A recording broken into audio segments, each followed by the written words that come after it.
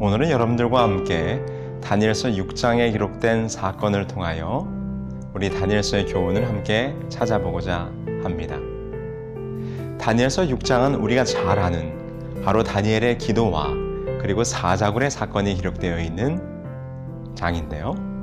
그럼 과연 다니엘서 6장은 어떠한 역사적인 배경과 또한 어떠한 일 때문에 다니엘은 그와 같이 목숨을 걸고 기도할 수밖에 없었는가? 오늘 그 이야기를 함께 찾아보면서 우리 다니엘의 믿음과 그 믿음을 통한 교훈을 함께 얻어보도록 하겠습니다. 다니엘서 6장 초반은 다음과 같이 이야기가 시작됐는데요. 다니엘서 5장 31절부터 연결하여 한번 본문의 말씀을 읽어보도록 하겠습니다.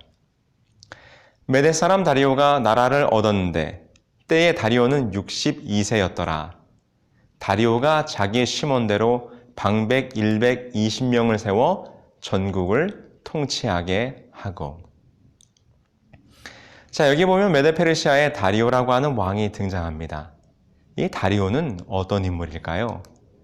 우리 성경상의 진술로는 바로 아하수에로의 아들이고요. 그리고 벨사살 왕이 죽던 밤, 곧 바벨론이 멸망하던 밤에 나라를 얻어 갈대아 나라의 왕으로 세움을 입었다라고 성경은 기록하고 있습니다. 아마 그의 족속은 메디아 족속인 것으로 저희들은 생각하고 있습니다. 바벨론이 멸망하던 기원전 539년 그의 나이는 62세였다고 방금 우리가 읽은 본문 다니엘서 5장 31절은 기록하고 있는 것이죠. 이제 바벨론의 멸망 이후에 메데 페르시아 연합군이 바벨론을 정복했고 그리고 그의 바벨론을 정복했던 왕 곧 다리오 왕, 그 다리오 왕이 있던 시대에 이 사건이 벌어지고 있는 것을 우리는 보게 되지요. 고대 역사 기록에 의하면 유대인 역사가 요세푸스는 다음과 같이 기록을 하고 있는데요. 페르시아 왕 고레스와 메대 왕 다리오는 그에 대항하여 전쟁을 일으켰다. 여기서 그는 바벨론의 마지막 왕 나보니더스, 이 벨사살 왕의 부왕이죠. 다리오와 그의 친척인 고레스와 함께 바벨론을 함락시켜 바벨론의 통치를 끝냈을 때 그의 나이는 62세였다. 그는 아스테아게스의 아들이었으며 히랍 사람들 가운데서는 그는 다른 이름을 가졌다라고 기록하고 있어요. 그래서 이와 같은 모든 자료를 종합해 볼 때 다니엘서 6장에 나오는 다리오는 고레스의 숙부요 장인인 사악사레스 2세의 가능성이 가장 높은 것으로 역사적으로는 생각되어지고 있습니다. 자, 어쨌든 지금 이 사건의 배경은 바벨론이 멸망하고 그 다음으로 이 고대 근동을 통일한 메데 페르시아 시대에 일어났던 사건임을 오늘 우리는 분명하게 확인해 보게 되는 것이죠. 이제 다리오가 그 큰 나라를 점령한 다음에 그 점령한 나라를 다스리기 위해서 각도의 아주 현명하고 지혜로운 정치가들을 세워서 나라를 통치합니다. 그런 가운데 비록 바벨론 시대부터 있었던, 다시 말해서 적국의 정치가였지만 이 다니엘이라고 하는 인물은 너무나 탁월하고 지혜로웠기 때문에 그 다음으로 일어난 은혜 나라 곧 페르시아에서도 다니엘을 수용하여 그에게 큰 관직을 주게 되는 것이죠. 다니엘서 6장 3절에 있는 말씀입니다. 다니엘은 마음이 민첩하여 총리들과 방백들 위에 뛰어나므로 왕이 그를 세워 전국을 다스리게 하고자 한지라. 나라와 나라를 이어서 정말 다니엘은 제1인자로서 그의 탁월함을 보여주게 되는 것입니다. 여러분들이 잘 아는 것처럼 이 다니엘서 6장의 중심이 되는 사건은 이 연로한 선지자요 정치가였던 다니엘이 사자굴에 던지웠다가 하나님에 의해 극적으로 구원받은 사건이 바로 이 다니엘서 6장의 메인 스토리입니다. 이러한 사자굴의 시련이 노련의 다니엘에게 이른 것은 그가 새로 수립된 메대 정권의 수석 총리로 발탁된 까닭이었습니다. 다니엘은 참으로 어떤 환경에서나 누구에 의해서나 언제나 첫째였어요. 하나님에 의해서도, 왕들에 의해서도, 동료 선지자들에 의해서도, 심지어 바벨론을 점령한 그의 적국에 의해서도, 원수들에 의해서도 이 다니엘은 참으로 제1인자로서 인정을 받는 사람이었다라고 하는 것입니다. 정말로 하나님을 믿는 자는 이렇게 모든 사람들로부터 칭송과 칭찬을 받는 형통함을 누리게 되는 것이죠. 오늘 성경에 보니까 다리오 왕이 이 다니엘을 보니까 그의 마음이 어떠하다고 기록합니까? 그의 마음이 민첩하다고 기록하고 있어요. 이 민첩한 마음, 혹 탁월한 영이란 이 말은 이미 느부갓네살 왕에 의해서 이미 검증되었고, 다니엘서 5장의 사건을 통해서 태후에 의해서도 확인된 바 그의 훌륭한 특성이었습니다. 이는 은밀한 일을 밝히 나타내는 신령한 은사뿐만 아니라 빈틈없는 청렴과 요지부동의 신실성과 그리고 의무의 충실성에 나타나고 있는, 참으로 다니엘이 가지고 있는 매우 훌륭한 인격적인 특성을 나타내고 있는 것이죠. 참으로 이와 같이 다니엘은 훌륭한 사람이었습니다. 근데 여러분, 이 다니엘이 포로로 바벨론에 잡혀온 때가 언제였습니까? 다니엘서 1장의 사건이죠. 605년. 그의 나이가 대략 우리는 18세 정도였을 거라고 우리는 생각해요. 근데 지금의 사건은 다리오 왕 원년의 때입니다. 기원전 538년의 때인 거죠. 그러므로 605년에 18살에 잡혀와서 지금 538년이 되었으니까 그의 나이는 벌써 85세가량의 노년의 나이가 됐다는 것입니다. 인생의 말년이요 고령의 나이임에도 불구하고 그는 여전히 지혜가 총명하며 활력과 의욕이 넘치는 위인이었음을 우리는 이 다니엘서 6장의 기록을 통해서 확인해 보게 된 것이죠. 그런데 문제는 여기서 발생합니다. 사람들이 그를 시기하게 되죠. 다니엘서 6장 5절을 7절에 보면 이 차자굴 사건이 다음과 같이 시작되게 되는데 함께 보실까요? 그 사람들이 가로되 이 다니엘은 그 하나님의 율법에 대하여 그 틈을 얻지 못하면 그를 고소할 수 없으리라 하고 나라의 모든 총리와 수령과 방백과 모사와 관원이 의논하고 왕에게 한 율법을 세우며 한 금령을 정하실 것을 구하려 하였는데 왕이여 그것은 곧 이제부터 30일 동안에 누구든지 왕 외에 어느 신에게나 사람에게 무엇을 구하면 사자굴에 던져놓기로 한 것이니이다. 적국의 총리 대신이었던 바벨론을 그대로 등용하여 이 페르시아 왕의 신임을 얻어 또 나라를 다스리는 위대한 직책을 주자 그때 당시 페르시아 나라의 귀족들과 다른 정치가들이 당연히 시샘하는 것은 어찌 보면 당연할 것입니다. 그런데 아무리 살펴보아도 이 다니엘을 흠잡을 책 잡을 것이 아무것도 없는 거예요. 그래서 그들은 하나의 꾀를 내게 됩니다. 다니엘이 하나님의 율법 외에는 다른 것으로는 걸고 넘어질 것이 없으니 이것으로 다니엘을 한번 모함해 보자. 음모에 빠뜨려 보자.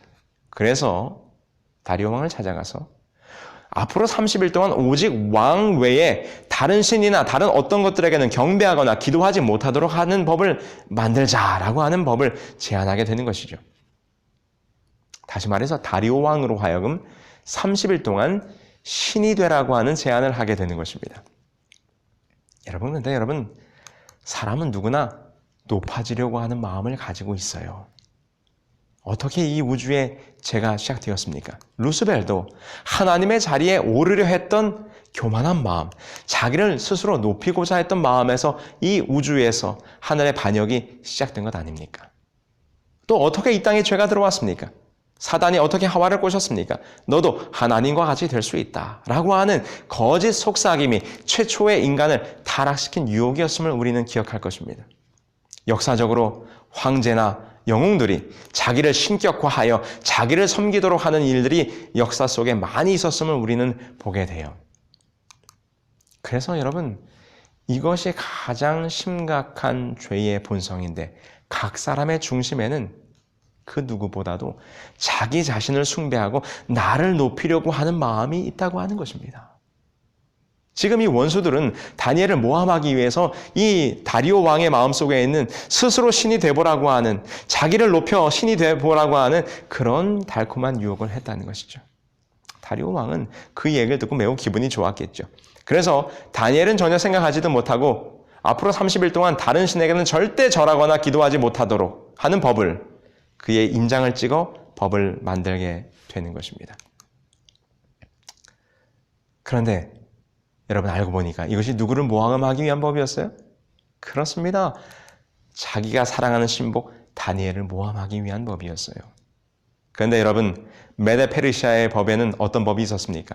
절대로 한번 만든 법은 왕이라 할지라도 변개치 못하는 법이 페르시아의 법이었어요. 다니엘서 6장 15절에 보면 이렇게 그들이 왕에게 말합니다. 그 무리들이 또 모여 왕에게로 나와서 왕께 말하되 왕이여 메대와 바사의 규례를 아시거니와 왕께서 세우신 금령과 법도는 고치지 못할 것이니이다 하니. 왕이 고민되었어요. 자기가 사랑하는 신복 다니엘이 하나님께 기도하는 사람이라는 걸 잊어버렸어요. 그리고는 이 법을 만든 것입니다. 그런데 알고 보니까 이 법 때문에 누가 사자굴에 죽게 되었어요? 다니엘이 죽게 된 것입니다. 그러나 왕 스스로가 만든 법을 다시는 변개하지 못하는 것이 바로 페르시아의 법이었음을 왕은 그제서야 깨닫는 것입니다. 변개치 아니하는 규례. 이것이 바로 메데파사의 법이라고 하는 거죠. 아주 흥미로운 고대의 기록이 남아있는데 차리데모스라고 하는 사람의 이야기가 기록되어 있어요. 페르시아의 이야기입니다. 여기서 우리는 다시 한번 이 변개치 아니하는 규례에 대해서 페르시아 메데파사법에 대해서 알게 되는데 이 차리데모스라는 사람이 원래는 죄가 없는데 잘못 판결하여 그만 이 차리데모스라는 사람에게 사형명령을 내리게 됩니다. 이 차리데모스라는 사람에게 사형명령을 내린 사람은 다리우스 3세인데요. 그런데 자기의 심판이 잘못된 것을 후에 깨닫지만 이 메데페르시아법이 어떻습니까? 한 번 내려진 법은 변개할 수 없는 것입니다. 그래서 이 차리데모스를 사형에 처하게 되죠. 그래서 기록에 보면 이렇게 기록하고 있어요. 다리우스는 즉시 큰 잘못을 범한 것으로 뉘우치고 책하였으나 왕의 권위로 이루어진 일을 원상태로 돌릴 수는 없었다. 성경의 기록이나 이와 같이 남겨져 있는 고고학적 기록이나를 통해서 볼 때 이 메데파사는 말 그대로 곰처럼 미련하게 한 번 결정된 것은 절대로 바꿀 수 없는 그와 같은 무서운 법이 있었다고 하는 것을 우리는 확인해 보게 돼요. 자, 바꿀 수 없는 이 법이 시행된 것입니다. 우리의 주인공 다니엘은 과연 어떻게 했을까요? 다니엘서 6장 10절에 보면 다니엘은 다음과 같이 행동합니다. 다니엘이 이 조서에 어인이 찍힌 것을 알고도 자기 집에 돌아가서는 그 방에 예루살렘으로 향하여 열린 창에서 전에 행하던 대로 하루 3번씩 무릎을 꿇고 기도하여 하나님께 감사하였더라. 결국 우리가 아는 것처럼 창문을 열고 예루살렘을 향하여 하나님께 기도한 이 모습 때문에 30일 동안 왕 외에는 다른 신에게 기도하거나 경배하지 못하도록 한 이 메데파사법에 걸려서 다니엘은 사자굴 속에 들어가게 됩니다. 그런데 여기서 우리는 한 가지 좀 이런 의문을 가질 수 있어요. 왜 다니엘은 굳이 예루살렘 성전을 향하여 창문을 열고 기도했을까? 예수님께서도 골방에서 기도하라고 했는데 말입니다. 다니엘이 그냥 이 법을 알았으니까 그냥 그때만큼은 창문을 닫고 혼자서 골방에서 기도할 수도 있었지 않았겠습니까? 그런데 다니엘은 왕의 어인이 찍힌 것을 알고도 창문을 열어 어디를 향하여? 예루살렘 성전을 향하여 그가 기도했다는 것입니다. 다니엘은 왜 그렇게 했을까? 네, 여러분, 우리는 그 이유를 성경에서 찾을 수 있어요. 열왕기상 8장 38절로 39절에 보면 다음과 같은 이야기가 기록되어 있습니다. 열왕기상 8장에는 솔로몬이 예루살렘 성전을 건축한 다음에 이 성전을 봉헌할 때 드린 봉헌 기도가 담겨져 있는데 솔로몬이 다음과 같이 기도합니다. 열왕기상 8장 38절, 39절. 한 사람이나 혹 주의 온 백성 이스라엘이 다 각각 자기 마음의 재앙을 깨닫고 이 전을 향하여 손을 펴고 무슨 기도나 무슨 간구를 하거든 주는 계신 곳 하늘에서 들으시고 사유하시며 각 사람의 마음을 아시오니 그 모든 행위대로 행하사 갚으시옵소서. 주만 홀로 인생의 마음을 다 아심이니이다. 열왕기상 8장 48절에 있는 말씀 한 절 더 보시죠. 자기를 사로잡아간 적국의 땅에서 온 마음과 온 뜻으로 주께 돌아와서 주께서 그들의 조상들에게 주신 땅 곧 주께서 택하신 성읍과 내가 주의 이름을 위하여 건축한 성전이 있는 쪽을 향하여 주께 기도하거든. 다니엘은 아마도 이 열왕기상에 기록한 솔로몬 왕의 성전 봉헌 기도를 기억했던 것 같아요. 이 내용 가운데 솔로몬이 뭐라고 말합니까? 한 사람이든지 혹 주의 온 백성이 이 전을 향하여 기도하면 그 기도를 응답해달라고 하는 약속이 담겨져 있어요. 다니엘은 아마도 이 말씀을 기억했을 것입니다. 하나님의 백성이 적국의 포로로 나가 있을 때 이 예루살렘 성전을 향하여 기도하거든 그 기도를 응답해 주실 것이라고 하는 하나님의 약속이 있음을 다니엘은 알았다고 하는 것입니다. 그래서 다니엘은 지금 자기가 죽을 것을 알고도 창문을 열어 어디를 향하여? 예루살렘 성전을 향하여, 예루살렘 성소를 향하여 간절히 기도했다는 것입니다. 여러분, 기도가 힘이 있으려면 말씀에 의지해야 해요. 하나님의 말씀의 약속을 믿고 기도하면 그 기도가 힘이 있는 것입니다. 그래서 다니엘은 목숨을 걸고 지금 하나님의 약속의 말씀을 부여잡고 간절히 하나님께 기도했다고 하는 것이죠. 자, 그렇다면 다니엘은 무엇을 위해서 기도했을까요? 어떤 간절함이 있었기에 지금 예루살렘 성소를 향하여 그렇게 기도했을까요? 여러분, 다니엘서 6장의 사건은 사자굴에 생명을 던지면서까지 필사적으로 기도드린 그 이야기가 담겨져 있어요. 근데 그 기도드린 내용은 무엇인가? 그 대답은 우리가 다니엘서 9장에서 찾아볼 수 있습니다. 사실 다리오 왕 원년은 기원전 538년에 해당합니다. 이는 이스라엘 백성들이 포로로 잡혀온 때부터 약 70여 년의 시간이 흐른 때였습니다. 그런데 왜 이 70여 년의 시간이 중요한가? 예레미야 선지자의 예언에 의하면 이스라엘 백성들이 포로로 잡혀간 이후에 몇 년 만에? 70년이 되면 이 포로의 기간이 거의 맞춰질 것이다라고 하는 예언이 있기 때문이에요. 그래서 이 이사야 선지자의 예언대로 바벨론이 하룻밤 사이에 멸망당하는 것을 보자 정말 하나님의 약속은 이루어지는구나. 하나님의 말씀에 확신을 가진 다니엘이 이제 포로의 회복에 관한 예레미야 선지자의 예언을 기억하고 그 예레미야 선지자의 약속을 의지하여 포로에서 해방될 것을 위해 기도한 것입니다.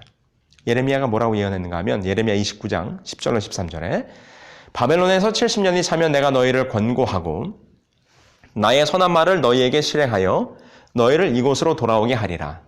너희를 향한 나의 생각은 내가 안 하니 재앙이 아니라 곧 평안이요 너희 장래에 소망을 주려 하는 생각이라. 너희는 내게 부르짖으며 와서 내게 기도하면 내가 너희를 들을 것이요 너희가 전심으로 나를 찾고 찾으면 나를 만나리라. 그렇습니다. 이사야의 예언대로 바벨론이 멸망할 것이다라고 하는 예언의 성취를 다니엘은 경험했어요.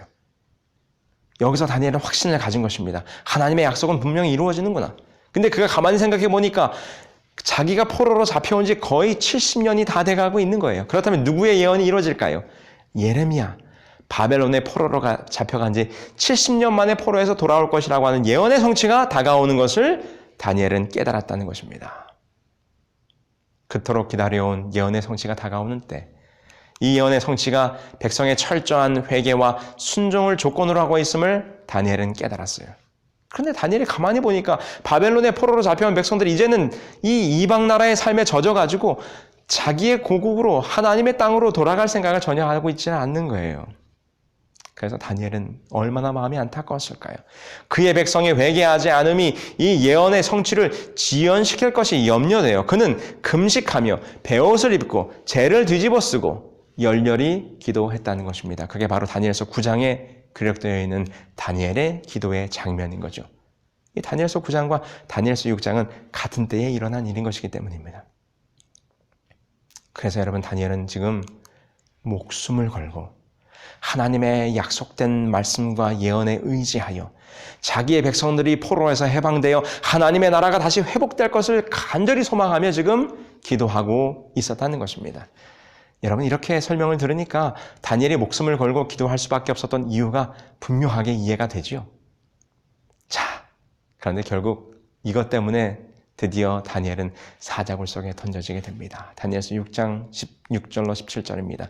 이에 왕이 명함에 다니엘을 끌어다가 사자굴에 던져 넣는지라.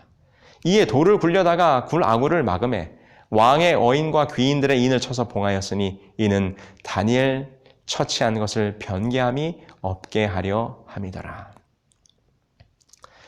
여러분, 그래서 사단은 다니엘의 기도를 막으려고 했던 것입니다. 질투와 그리고 시샘을 이용해서 다니엘의 기도를 막아야 돼요. 그래야 하나님의 나라가 회복되지 않으니까. 다니엘이 열심히 이스라엘 백성들의 회복을 위해서 기도하는 것을 사단은 알고 그 기도를 막기 위해서 지금 사자굴 사건을 벌인 것입니다. 그런데 여러분, 하나님께서는 어떠하셨습니까? 이 사단의 계략을 알고 다니엘을 구원하시게 되는 거죠. 악인들의 완벽한 승리인 것처럼 보였지만 그러나 그 결과는 하나님의 완벽한 승리로 이 스토리가 끝나게 됩니다. 하룻밤이 지나고 다리오 왕이 그 사자굴 앞으로 가서 다니엘을 부르게 됩니다. 그러자 그 사자굴 속에서 다니엘이 다음과 같이 대답하지요. 다니엘서 6장 22절로 24절. 나의 하나님이 이미 그 천사를 보내어 사자들의 입을 봉하셨으므로 사자들이 나를 상해치 아니하였사오니 이는 나의 무죄함이 그 백성 그 앞에 명백함이오며 또 왕이여 나는 왕의 앞에도 해를 끼치지 아니하였나이다. 왕이 심히 기뻐서 명하여 다니엘을 굴에서 올리라 하매 그들이 다니엘을 굴에서 올린즉 그 몸이 조금도 상하지 아니하였으니 이는 그가 자기 하나님을 의뢰함이었더라. 왕이 명을 내려 다니엘을 참수한 사람들을 끌어오게 하고 그들을 그 처자들과 함께 사자굴에 던져넣게 하였더니 그들이 굴 밑에 닿기 전에 사자가 그들을 움켜서 그 뼈까지도 부서뜨렸더라. 하나님께서 이 사단의 계략을 가만 놔두실 리가 없었습니다. 사단은 하나님의 나라가 회복될 것을 위하여 기도하는 다니엘의 기도를 막기 위해서 그를 사자굴 속에 던져 넣었지만 하나님께서는 사자굴 속에 하나님의 사자들을 보내사 누구의 입을 막았습니까? 사자들의 입을 봉하였습니다. 사자의 입과 굴의 아구를 연결하는 재미있는 말의 기교가 여기 있어요. 다니엘의 대적들은 그의 생명을 취하기 위해 사자굴의 입구를 막았으나 하나님은 어디를 막았습니까? 사자의 입을 막았습니다. 이것이 재미있는 아주 재미있는 워드 플레이예요. 사탄은 굴의 입구를 막았지만 하나님은 사자의 입을 막았다는 것입니다. 아주 흥미로운 이 성경 외적인 평행 구절이 있는데 고통받는 의로운 사람 루드를 벨 네케키에 관한 재미있는 이야기가 고대 기록에 담겨 있어요. 여기 보면 나를 삼키려 한 사자의 입에 재갈을 씌운 자는 마르둑이었다라고 하는 구절이 있어서 성경에 나와 있는 하나님이 사자의 입을 막았다는 구절과 함께 매우 흥미롭게도 연결되는 뭔가 이렇게 평행 구절이 되는 이 바벨론의 구절이 있어요. 여기 보면 마르둑이 사자의 입을 막았다라고 표현되고 있죠. 어쨌든 하나님께서 사자의 입을 막았습니다. 그리고 다니엘을 건져내셨습니다. 누구의 승리였습니까? 하나님의 승리였어요. 하나님께서는 다니엘을 살리셔서 그가 드렸던 하나님 나라 회복에 대한 기도를 계속하도록 하나님께서는 승리로 이 사건을 이어가게 된 것입니다. 이 사건 이후에 다리오는 다시 한번 과거에 있었던 느부갓네살 왕처럼 하나님이야말로 살아계신 하나님임을 증거하고 신앙의 조서를 발표하게 된 것입니다. 바로 세 번째로 다니엘이 포로로 잡혀간 이후에 세 번째로 메대와 다리오에 의해서 참 하나님임을 전국에 발표하는 조서를 반포하게 되지요. 다니엘서 6장 25절로 27절에 보면 그와 같은 내용이 다음과 같이 기록되어 있어요. 이에 다리오 왕이 온 땅에 있는 모든 백성과 나라들과 언어가 다른 모든 사람에게 조서를 내려 이르되 원하건대 너희에게 큰 평강이 있을지어다. 내가 이제 조서를 내리노라. 내 나라 관할 안에 있는 모든 사람들은 다 다니엘의 하나님 앞에서 떨며 두려워할지니 그는 살아계신 하나님이시요 영원히 변하지 않으실 이시며 그의 나라는 멸망하지 아니할 것이요 그의 권세는 무궁할 것이며 그는 구원도 하시며 건져내기도 하시며 하늘에서든지 땅에서든지 이적과 기사를 행하시는 이로써 다니엘을 구원하여 사자 입에서 벗어나게 하셨습니다. 다니엘의 구원을 통하여 하나님께서는 하나님을 알지 못하는 이방 세계의 만민들 앞에 영원히 사시는 구원의 하나님께 돌아오도록 구원의 기별을 선포하게 하셨고 그것을 증거하게 하셨습니다. 이 사건 이후에 다니엘은 어떻게 되었을까요? 다니엘서 6장 28절에 보면 마지막으로 이렇게 결론을 내립니다. 이 다니엘이 다리오 왕의 시대와 바사 사람 고레스 왕의 시대에 형통하였더라. 형통하였더라. 사랑하는 우리 새벽 성서학교 형제 자매 여러분, 하나님의 뜻대로, 신앙대로, 원칙대로 기도하는 사람은 형통하는 것입니다.